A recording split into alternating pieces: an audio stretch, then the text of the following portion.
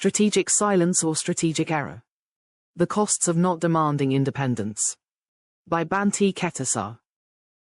In the calculus of liberation movements, silence is never neutral.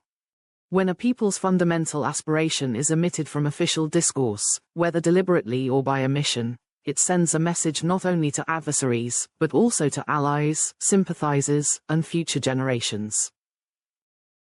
For the Oromo liberation movement, the continued silence around the demand for independence is not merely a tactical pause. It is a strategic error with far-reaching consequences. The power of the maximalist position.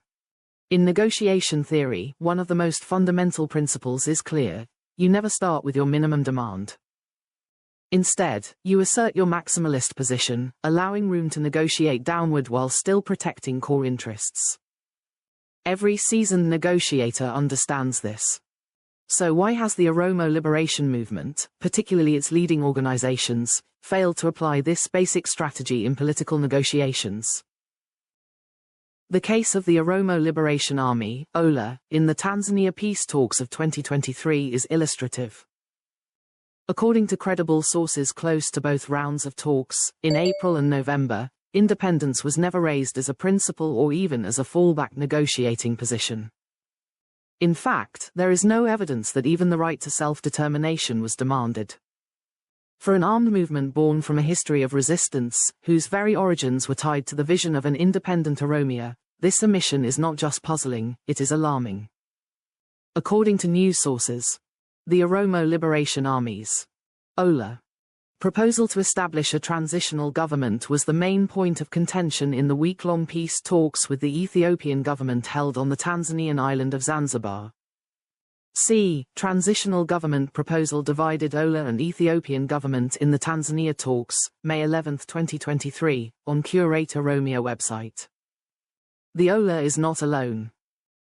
Peaceful Oromo political organizations such as the Oromo Liberation Front, OLF, and the Oromo Federalist Congress, OFC, also avoid invoking Article 39 of the Ethiopian Constitution, which explicitly guarantees the right of nations and nationalities to self-determination, including secession. While its enforceability may be questionable under current political conditions, the article itself is a symbolic and legal instrument of immense potential. For any organization in the Oromo liberation movement, whether its chosen path is armed resistance or nonviolent political engagement, to avoid demanding even what the Ethiopian constitution allows, albeit on paper, is inconceivable. It not only weakens the legitimacy of their claim but also undermines the seriousness with which the Oromo cause is projected to both domestic and international audiences. What makes this even more troubling is the dissonance between internal and external messaging.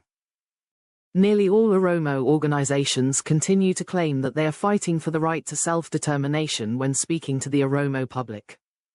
They invoke it in speeches, slogans, and declarations. But when they stand before the Ethiopian state or the international community, they fall silent. The very demand they claim to defend is whispered in private and abandoned in public. This duplicity not only erodes credibility but signals a lack of conviction at the most critical moments of engagement.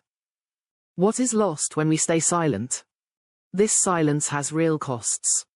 1. Loss of bargaining power. Without a bold and clearly stated maximalist goal, all negotiations begin from a compromised position.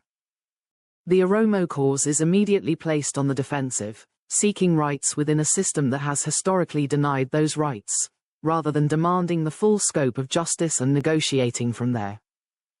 2. Demoralization of the base. When organizations fail to voice what many in the grassroots believe, a gap emerges between leadership and people. Oromo youth, who have led uprisings, filled prisons, and buried their comrades, did not risk everything for ambiguous reforms. They deserve clarity and boldness in return. 3. Loss of moral clarity. Framing the struggle merely around rights within the current system dilutes the historical, cultural, and moral foundation of the Oromo national question. This struggle was never just about equitable governance, it was, and still is, about reclaiming stolen sovereignty. 4.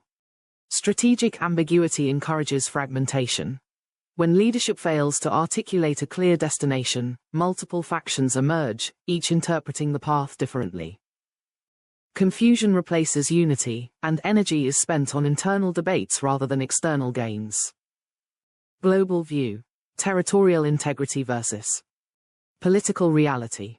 While international law, including the UN Charter and the African Union's Constitutive Act, formally emphasizes territorial integrity and colonial borders, in practice, independence outcomes have been accepted under specific political, legal, and humanitarian conditions.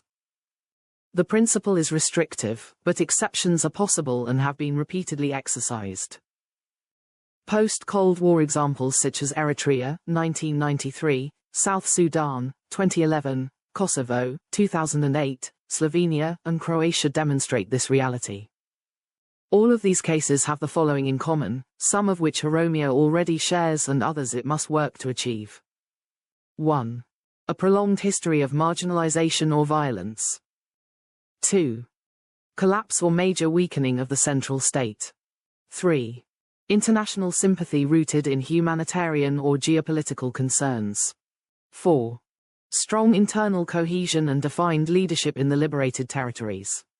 Implication for the Oromo movement. A. Independence is not illegal, but conditional. The global system does not ban decolonization or secession. It discourages them under normal conditions, but often accepts them when it results from a negotiated political settlement or it arises in the aftermath of state collapse, genocide, or unresolvable conflict. B. Leverage, not silence. This reinforces the strategic value of keeping the demand for independence alive, even if not immediately actionable. It strengthens bargaining positions in any political settlement. It ensures that structural injustice is not normalized within the federalist status quo. It signals that Oromo aspirations extend beyond token inclusion or symbolic reforms. C. The Oromo case has many preconditions for independence. The Oromo people meet several criteria evident in other successful liberation cases. Historical conquest and forced incorporation into the Ethiopian Empire. Repeated massacres, such as the Bishoftu Iricha massacre, 2016, and the Guji and Barana massacres, 2018 to 2022. Militarized repression and sustained denial of meaningful autonomy. A weak, discredited federal state unable to deliver justice or sustain peace. What's still missing? Strong internal cohesion and a unified political front with a clearly articulated roadmap. Sustained international visibility and diplomatic engagement to garner global sympathy. Strategic alliances with other marginalized nationalities to broaden the legitimacy and regional weight of the demand. Silence is not strategy. It is surrender. To lead a people with dignity, one must articulate their deepest aspirations, even when doing so is inconvenient. The Oromo struggle cannot afford ambiguity. The absence of a clearly voiced demand for independence, or even for the foundational right to self-determination, undermines the movement's leverage, alienates its base, and confuses the broader public. Whether one ultimately envisions independence or not, keeping it on the table, loudly and unapologetically, is both principled and strategic. It is time for Oromo political and military leaders to reclaim this demand, not just as a long-term vision, but as an essential pillar of negotiation and resistance. Power concedes nothing without a demand. The Oromo people deserve nothing less than the full expression of their rightful claim.